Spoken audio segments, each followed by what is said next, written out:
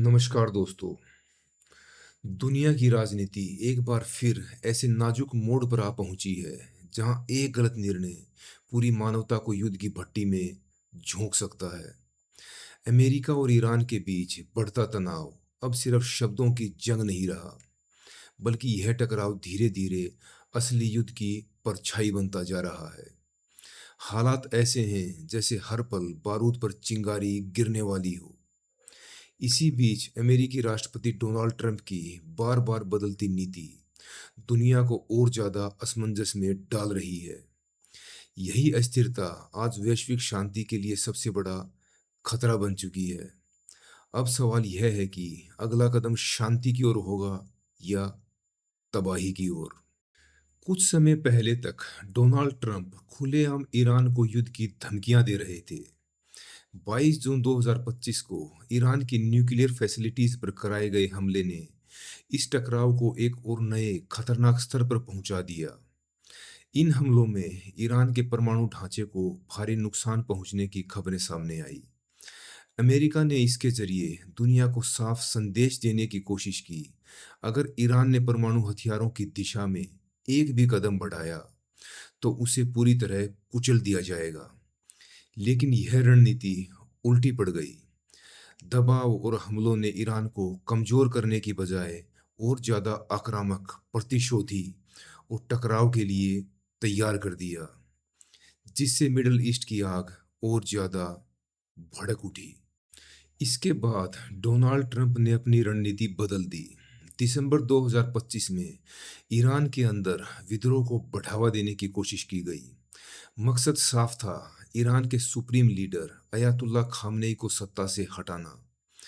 America को उम्मीद थी कि अगर देश के अंदर जनता भड़क उठेगी तो ईरानी सरकार गिर जाएगी। लेकिन यह योजना पूरी तरह फेल हो गई। ईरानी सरकार ने विद्रोह को कुचल दिया और ट्रंप की रणनीति दुनिया के सामने उजागर हो गई। इस नाकामी के बाद ट्रंप की इंटरनेशनल लेवल पर काफी आलोचना हुई और अमेरिका की रेपुटेशन को बड़ा झटका लगा। इसके बाद डोनाल्ड ट्रंप ने ईरान के सर्वोच्च नेता खामनेई पर सीधे मिलिट्री ऑपरेशन की योजना तैयार की। लेकिन इस बार अमेरिका को सबसे बड़ा झटका अपने ही सहयोगियों से मिला। दिसंबर 2025 के आखिरी हफ्तों में जैसे ही इस ऑपरेशन की भनक लगी, गल्फ कंट्रीज ने अमेरिका को अपना एयर स्पेस देने से इनकार कर दिया। सऊदी अरब, यूएई और अन्य अरब देशों ने साफ कर दिया कि वे ईरान के खिलाफ किसी युद्ध में शामिल नहीं होंगे। यह डोनाल्ड ट्रंप और अमेरिका के लिए रणनीतिक झटका था, क्योंकि गल्फ कंट्रीज के समर्थन के बिना ईरान पर सीधा हमला लगभग असंभव माना जाता है। लेकिन असली सदमा जनवरी 2026 में लगा, जब अमेरिका के करीबी सहयोगी यूएई के राष्ट्रपति मोहम्मद बिन जायद रूस पहुंचे और व्लादिमीर पुतिन से मुलाकात की। यह सिर्फ एक राजनीतिक यात्रा नहीं थी, बल्कि साफ संकेत था कि मिडिल ईस्ट में सत्ता का संतुलन तेजी से अमेरिका के हाथों से फिसल रहा है। और यही सच्चाई आज डोनाल्ड ट्रंप को सबसे ज्यादा डरा रही है। यहीं से कहानी ने एक निर्णायक मोड़ लिया। जो ट्रंप दिसंबर 2025 तक खुली युद्ध धमकियां दे रहे थे और अरब सागर में अपने विशाल वॉरशिप्स व हजारों सैनिकों को तैनात कर ईरान पर हमला करने के लिए बेताब थे, वहीं जनवरी 2025 आते आते अचानक संवाद और समझौते की भाषा बोलने लगे। अब व्हाइट हाउस से जारी बयान में डोनाल्ड ट्रंप ने ईरान को अल्टीमेटम दिया है कि या तो परमाणु हथियारों की राह पूरी तरह छोड़कर बातचीत की टेबल पर आओ या अंजाम भुगतने के लिए तैयार रहो। लेकिन इस बार उनके शब्दों में पहले वाला आक्रामक जोश नहीं है। एक्सपर्ट्स का मानना है कि यह बयान ताकत का नहीं, बल्कि मजबूरी का संकेत है, जहां युद्ध की जगह समझौते का रास्ता तलाशा जा रहा है। अब अमेरिका के भीतर भी डर और बेचैनी खुलकर सामने आने लगी है। हाल ही में अमेरिकी फॉरेन मिनिस्टर मार्को रूबियो का बयान इस घबराहट का सबसे बड़ा सबूत बना, जब उन्होंने चेतावनी दी कि डोनाल्ड ट्रंप के ईरान पर हमले के फैसले से वेस्टर्न एशिया में तैनात करीब 40,000 अमेरिकी सैनिकों की जान खतरे में पड़ सकती है। यह बयान कोई साधारण पॉलिटिकल कमेंट नहीं था, बल्कि अमेरिकी सत्ता तंत्र के भीतर गहराते डर की आवाज था। अमेरिका अब समझ चुका है कि ईरान अब पहले वाला कमजोर देश नहीं रहा। उसकी मिसाइल क्षमता, क्षेत्रीय प्रभाव और जवाबी हमले की ताकत ने अमेरिका को पहली बार यह सोचने पर मजबूर कर दिया है कि इस युद्ध की कीमत बहुत भारी हो सकती है। अमेरिका की नरमी के जवाब में ईरान ने सख्त रुख अपना लिया है। ईरान ने साफ कह दिया है कि वह अमेरिका की किसी भी शर्त को नहीं मानेगा और अपना न्यूक्लियर प्रोग्राम बंद नहीं करेगा। अमेरिका की धमकियों के बावजूद ईरान अपने देश के अंदर विद्रोहियों पर कठोर कार्रवाई कर रहा है। कई प्रदर्शनकारियों को फांसी की सजा दी गई है।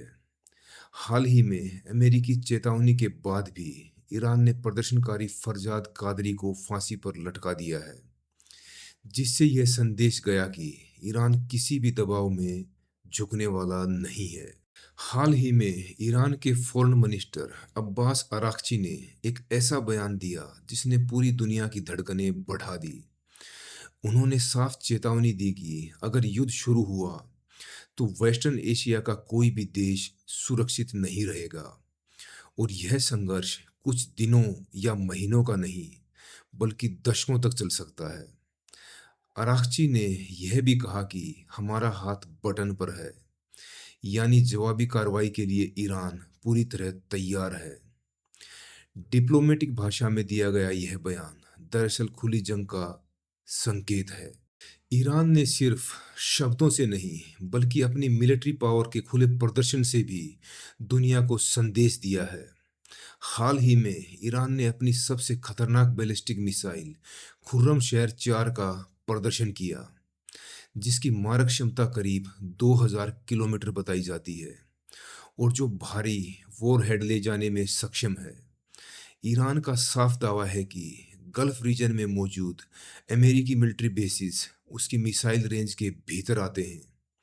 यही नहीं, ईरान के पास फतेह और सेजिल जैसी तेज स्टीक और आधुनिक बैलिस्टिक मिसाइल्स का भी बहुत बड़ा जखीरा मौजूद है।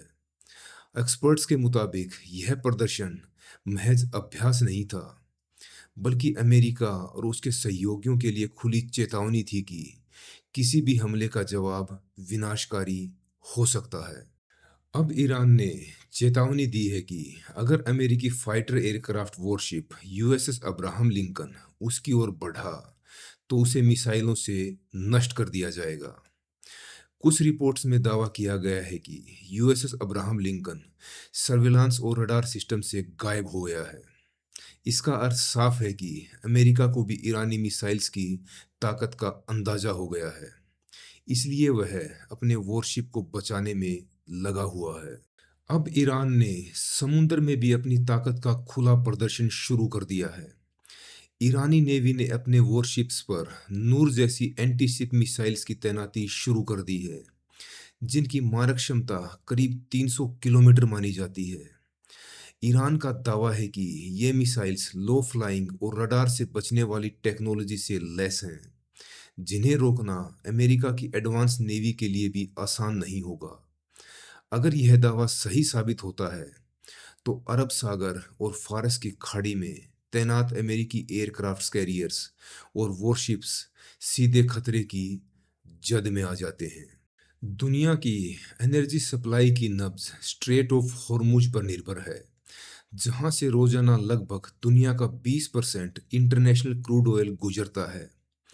एनर्जी कंपनीज के मुताबिक 2024-2025 में हर दिन करीब 2 करोड़ बैरल कच्चा तेल इसी रास्ते से निकला था।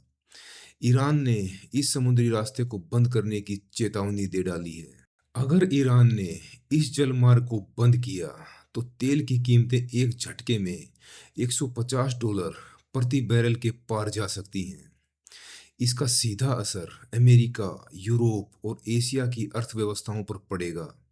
महंगाई बढ़ेगी, बाजार डगमगाएंगे और वैश्विक मंदी का खतरा पैदा होगा। यही वजह है कि होर्मुज ईरान का सबसे बड़ा रणनीतिक हथियार माना जाता है। एक ऐसा दबाव बिंदु जो बिना गोली चलाए पूरी दुनिया को हिला सकता है। ईरान इस टकराव में अकेला नहीं खड़ा है। उसके साथ हिजबुल्ला, हमास, हुती विद्रोही जैसे ताकतवर संगठन हैं जो पिछले एक दशक में एडवांस मिसाइल्स, ड्रोन्स और रॉकेट सिस्टम से लैस हो चुके हैं। 2024-25 के दौरान इन समूहों ने इजराइल, लाल सागर और खाड़ी क्षेत्र में अपनी क्षमताओं का प्रदर्शन भी किया था। एक्सपर्ट्स का मानना है कि युद्ध की स्थिति में अमेरिकी ठिकाने सिर्फ ईरान ही नहीं, बल्कि लेबनान, गाजा, यमन, इराक से भी निशाने पर आ सकते हैं। यानी अगर जंग छिड़ी तो अमेरिका को एक देश से नहीं, पूरे मिडल ईस्ट मोर्चे से लड़ना पड़ेगा। और यही इस संघर्ष को सबसे खतरनाक बनाता है। अमेरिका की सबसे बड़ी चिंता अब ईरान नहीं, बल्कि उसके पीछे खड़े चीन और रूस हैं। 2025 के अंत से ही ये दोनों देश खुलकर ईरान के साथ खड़े दिखाई दे रहे हैं, चाहे ज्वाइंट मिलिट्री एक्सरसाइज हो या डिप्लोमेटिक समर्थन। कुछ इंटरनेशनल रिपोर्ट्स में दावा किया गया है कि चीन की टेक्नोलॉजी और लॉजिस्टिक की मदद से बड़ी मात्रा में यूरेनियम ईरान तक पहुंच चुका है। अगर यह दावा सही साबित होता है तो हालात बेहद खतरनाक हो सकते हैं, क्योंकि एक्सपर्ट्स के मुताबिक ईरान अब बहुत कम समय में परमाणु बम बनाने की क्षमता हासिल कर सकता है। इसी आशंका ने आज डोनाल्ड ट्रंप की रातों की नींद उड़ा दी है, क्योंकि यह सिर्फ एक देश का नहीं, बल्कि ग्लोबल पावर के संतुलन का सवाल बन चुका है। आज अमेरिका एक ऐसे निर्णायक मोड़ पर खड़ा है जहां दोनों ही रास्ते विनाश की ओर जाते दिख रहे हैं। एक्सपर्ट्स के अनुसार अगर अमेरिका ईरान पर सीधा हमला करता है तो उसे वेस्टर्न एशिया में तैनात हजारों सैनिकों, अरबों डॉलर के मिलिट्री बेसिस और ग्लोबल इकोनॉमी में भारी नुकसान झेलना पड़ सकता है। वहीं अगर अमेरिका पीछे हटता है तो दशकों से बनी उसकी सुपर पावर की छवि पर गहरा सवाल खड़ा हो जाएगा।